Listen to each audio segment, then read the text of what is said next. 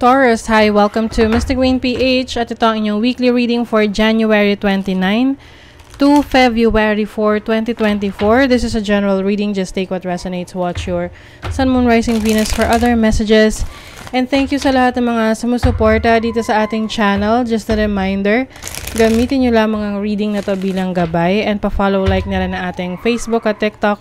Lahat po yan, Mystic Queen PH. And please check out my Shopee. Available ang mga protection and prosperity items, bracelets, zodiac sign bracelets, and many more. Link on the description. Ayan. So, let's see, Taurus, anong ganap sa inyo this week? What's up for this week? So, let's see. Wow, prosperity. Yes, gustong-gusto yan ng mga Taurus. So, you are growing, no? Yung business mo, kung may business ka, career mo, finances mo, maganda yung pasok ng pera sa'yo. Ngayong week na to, may mga improvement sa mga nasimulan mo, sa business, sa career mo. And I think mas lalo kang gaganahan, no? To work harder, to focus on your goals. Let's see, ano pa? Authenticity, you're being true to yourself. Ito yung tipong okay lang kung hindi ka magustuhan ng ibang tao as long as nagpapakatotoo ka sa sarili mo, no? Kaysa naman magustuhan ka ng iba na ano naman na hindi yun yung totoong pinapakita mo, no? Basta you get what I mean. Na minsan we tend to please other people, no? To ask for their approval, yung validation nila. But at the end of the day, it is all about you. Kung paano ka mas magiging totoo sa sarili mo. Para sa sarili mo rin yan. Para mas tanggapin ka for who you really are. Kung hindi nila tanggap, then thank you, next. 'Di ba? You are also being guided to your destiny. Ayan. So, I think ngayong week na to, mas decided ka, mas motivated ka to focus on your goals, your dreams, at ipagpatuloy kung ano na yung mga nasimulan ninyo. Lalo na't nakikita nyo na yung resulta ng mga pinagpaguran nyo, mga pinaghirapan ninyo, ng trinabaho ninyo. So, let's see your overall energy. Ano yung overall energy ng mga Taurus? You have the Wheel of Fortune. Wow, ang ganda naman. Things are moving forward. The wheel is turning in your favor. Kung merong mga delays in the past, yung parang may pag-pause, may pagtigil, merong hindi natuloy, ngayong week na to, ayan na, may parating na yung good news. Things are moving forward. Wala na yung stuck na energy sa inyo. Mas ano kayo ngayon, determinado, mas motivated. You also have the Knight of Cups. Merong magka-come forward sa inyo na magpakita, magpahiwatig ng pagmamahal, o diba? Romantic gesture sa inyo. Pwedeng yung iba sa inyo, merong magyayaya na mag-date, or kayo yung magyayaya na mag-date. Lumabas with someone. Or there is also someone na maglalakas loob na mag-approach na sa'yo. Ito yung medyo nahihiya pa before. Your challenge is the Three of Wands. Meron kayong opportunity abroad or sa ibang lugar. Pero I think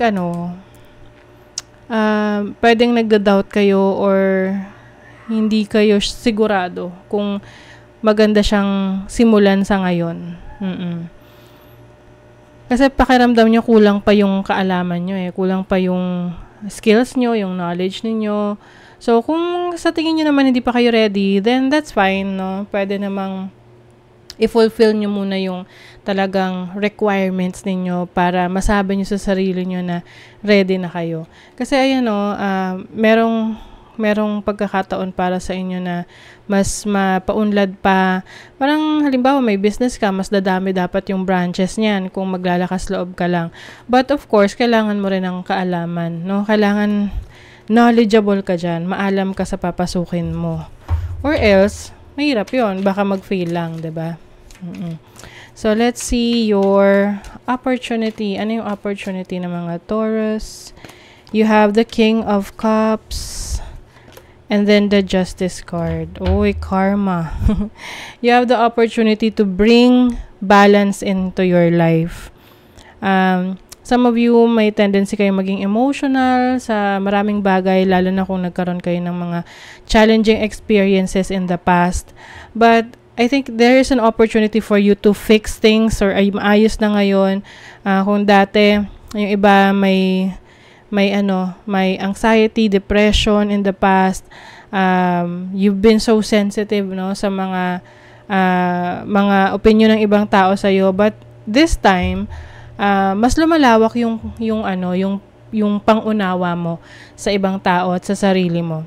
And you also have the opportunity to balance your situation right now. Kung masyado kang busy sa isang bagay at kailangan ka rin sa ibang bagay, then you will find time, no, na maibigay yung energy mo, yung focus mo sa mga bagay na importante sa'yo.